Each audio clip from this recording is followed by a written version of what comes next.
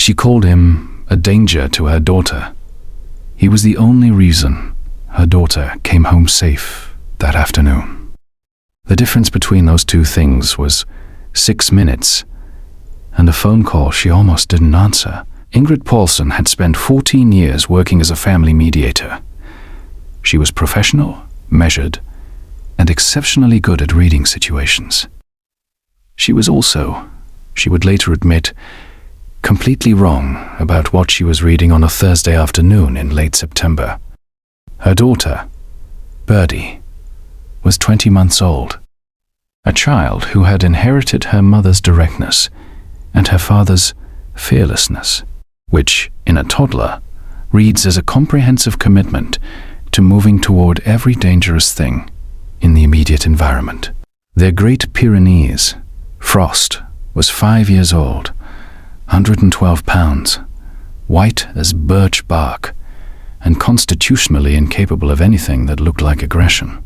He had been bred for exactly one purpose: to stand between a flock and anything that wanted to harm it. In the Paulsen house, the flock was Birdie. Ingrid knew this in the abstract. What she did not know was how it would manifest. They had a back door that opened onto a quarter-acre yard. Birdie knew how to work the lever handle. She had been let outside 60 times through that door in the warm months. Always supervised.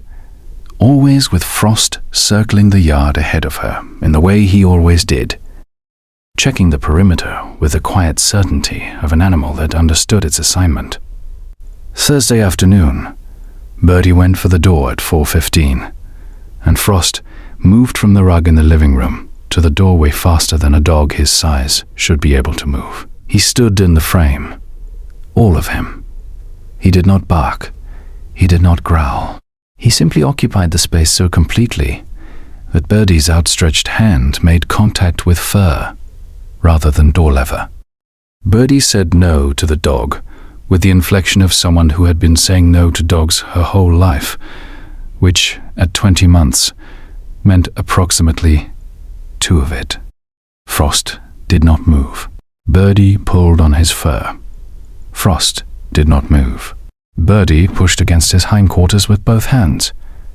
Nothing happened, because she was 26 pounds, and he was 112, and physics is unkind to toddlers. Ingrid was watching from the kitchen. Her first assessment was that Frost had developed resource guarding around the door, a common behavior in dogs with strong territorial instincts. She cross-referenced this against what she had read, against what the trainer they had seen twice had described, against the clinical vocabulary she had spent a career learning to apply. The picture assembled quickly and felt conclusive. She called the trainer's office from the kitchen. She was on hold when her cell phone rang. A number she recognized. Her next-door neighbor, Carl Hess, retired, 73 years old, who had lived in this neighborhood since before her house existed. She answered it. Carl had been in his back garden, he said, and wanted to let her know there was a rattlesnake on the warm stone path beside her back fence. A large one, fully extended. He had seen it from over the fence line 3 minutes ago. He had been trying to reach her since 4:12. Ingrid stood in her kitchen for a moment, without moving. Frost was still in the doorway.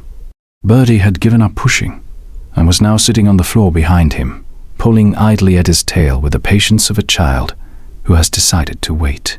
The back path, the one that ran between the door and the play structure, the path that Birdie would have walked in the first 30 seconds of going outside, was exactly where Carl had placed the snake.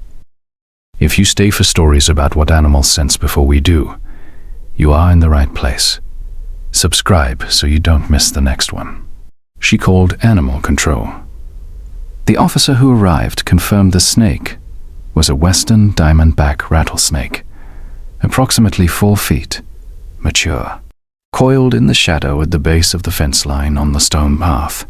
It had been there, the officer estimated, for at least an hour, possibly since early afternoon, when the stones warmed sufficiently to attract it. Had Ingrid opened the back door at any point in the previous hour, Birdie would have been on the path before any adult in the house knew the snake existed.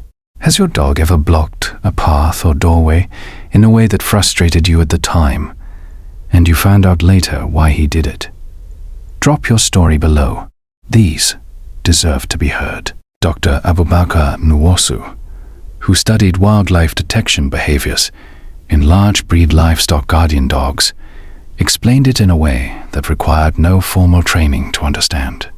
Great Pyrenees carry a chemical detection capability tuned specifically to predators in their historical environment: snakes, coyotes, mountain lions. The species composition of the scent matters less than the category. Threat. Frost smelled a snake from inside the house.